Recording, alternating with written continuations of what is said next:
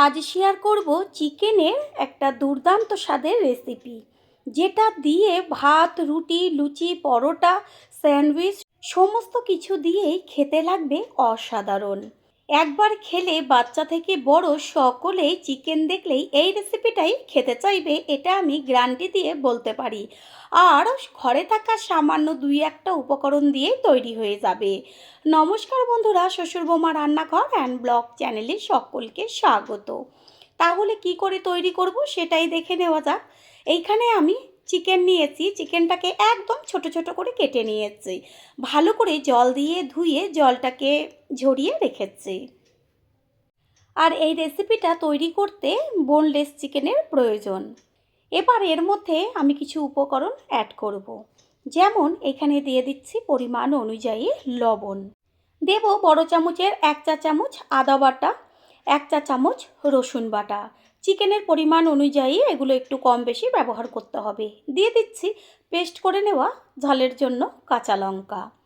ঝাল যে যেমন খাবে সেই অনুযায়ী ব্যবহার করবেন। এবার চামচের সাহায্যে ভালো করে চিকেনের সাথে এই মশলাগুলোকে মাখিয়ে নেব। আর কোনো রকম মশলার এখানে প্রয়োজন নেই, যে বেসন বা কর্নফ্লাওয়ার কিছুই কিন্তু লাগবে না। কালারের জন্য দিয়ে দেওয়া হলো হলুদ গুঁড়ো। এখানে আপনারা চাইলে একটু লঙ্কার গুঁড়ো ব্যবহার করতে পারেন, তবে আমি ব্যবহার করিনি। সেটা হচ্ছে কাশ্মীরি লঙ্কার গুঁড়ো।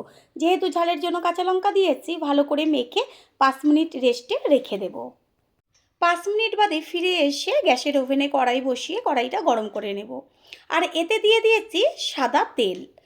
তেল গরম হয়ে গেলে এবার যে চিকেনটা সব কিছু দিয়ে মাখিয়ে রেখেছিলাম সেটাকে ছেড়ে দেব। প্রথম পর্যায়ে গ্যাসের ফ্লেম হাই করে দেবো। আর এটা তেলের মধ্যে দেওয়ার পর কিন্তু নিচের দিকটা একটু লেগে লেগে যাবে, সেই কারণে খুন্তি দিয়ে বারবার নেড়ে চেড়ে দিতে হবে। তাতে কি হবে, যে লেগে যাওয়া মশলাগুলো সেটা চিকেনের গায়ে লাগবে আর খেতে লাগবে দুর্দান্ত। চিকেনের পিসগুলোকে পুরো লাল লাল করে ভেজে নেব। আর আগের থেকেই আমি একটা বড় পাত্রের মধ্যে দই পেতে রেখেছি। এইটা হচ্ছে বাড়িতে পাতা দই, কত সুন্দর জমেছে। আর এইখানে আমি প্রায় 200 গ্রামের মতন দই নিয়েছি। এই যে নিচের দিকটা লেগে গেছে, খুন্তি দিয়ে এবার এগুলোকে তুলে দেব। আর বারে বারে একটু তুলে দিলে পরে কি হবে, চিকেনের দুই পাটটাই খুব সুন্দরভাবে ভাজা হবে।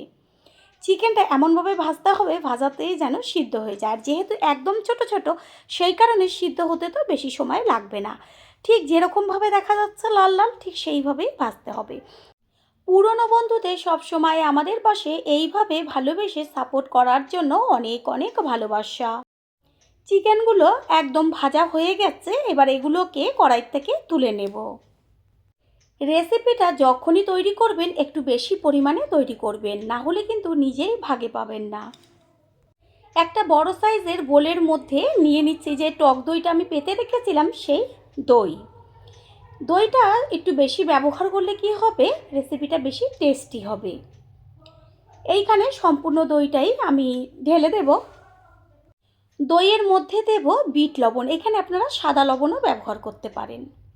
আর এদিকে গ্যাসের ওভেনে আমি একটা তড়কা প্যান বসিয়ে গ্যাসের ফ্লেম একদম লো করে দিয়েছি। আর দিয়ে দিয়েছি সর্ষের তেল, আপনারা চাইলে সাদা তেলও ব্যবহার করতে পারেন। তেলটা হালকা যখন গরম হবে তখন এর মধ্যে কুচিয়ে নেওয়া রসুন কিছুটা পরিমাণ দিয়ে দেবেন। এইখানে আমি 10-12 কোয়া রসুন একদম কুচিয়ে নিয়েছি। বেশ একটু লাল লাল করে যখন ভাজাটা হবে, এই যে দেখা যাচ্ছে লালটা কত সুন্দর তেলের থেকে গন্ধ বেরোচ্ছে, গ্যাসটা অফ করে দেব। গ্যাস অফ করে দিয়ে এর মধ্যে দিয়ে দিয়েছি অনেকটা পরিমাণ কাসুরি মেথি, প্রায় 1 চামচ মতন, আর কাশ্মীরি লঙ্কার গুঁড়ো কালারের জন্য। আর কিন্তু আমি এর মধ্যে কিচ্ছু দেব না। এই যে ফোড়নটা, এটাকে এবার দইয়ের মধ্যে আস্তে করে ঢেলে দেব। এর মধ্যে দিয়ে দিচ্ছি কুচিয়ে নেওয়া পেঁয়াজ, আর পেঁয়াজটা একদম ঝিরিঝিরি করে কেটে নিতে হবে। মাঝারি সাইজের 2টো পেঁয়াজ দিয়েছি, আর যে চিকেনটা ভেজে রেখেছিলাম সেটাকে একসাথে ঢেলে দিলাম। দেব বেশ কিছুটা পরিমাণ কুচিয়ে নেওয়া ধনেপাতা। রেসিপিটা দেখে বোঝাই যাচ্ছে যে কতটা টেস্টি হতে পারে, সেই কারণেই আমি বারবার বলছি একবারের জন্য হলেও এই রেসিপিটি ট্রাই করবেন। এর মধ্যে আর কিছুই ব্যবহার করব না, এবার চামচ দিয়ে ভালো করে মিশিয়ে নেব। প্রথমবার যারা আমাদের চ্যানেল ভিজিট করছেন তাদের আন্তরিক শুভেচ্ছা ও অনেক ভালোবাসা। আমাদের রেসিপিগুলো যদি ভালো লেগে থাকে সাবস্ক্রাইব করে দেওয়ার অনুরোধ রইল ও পাশে থাকা বেল আইকনে ক্লিক করলে পরবর্তী ভিডিওগুলো সবার আগে আপনাদের কাছে পৌঁছে যাবে। ভালো করে মেখে নেওয়া হয়ে গেল। এবার এটাকে বোলের থেকে একটা প্লেটে তুলে নেব। তৈরি হয়ে গেল আজকের রেসিপি।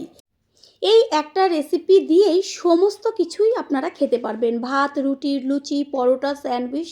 আশা করি রেসিপিটি ভালো লাগলো। আর যদি ভালো লেগে থাকে একটা লাইক, কমেন্ট, পারলে একটা শেয়ার করে অবশ্যই জানাবেন। আপনাদের দেওয়া একটা লাইক ও লাইকের পাশে থাকা হাইপ আর একটা শেয়ার আমাদের কাছে অনেক অনেক গুরুত্বপূর্ণ। All friend, thanks for watching my video. আপনারা সকলে ভালো থাকবেন, সুস্থ থাকবেন। আবারও দেখা হবে অন্য কোনো রেসিপির এপিসোডে।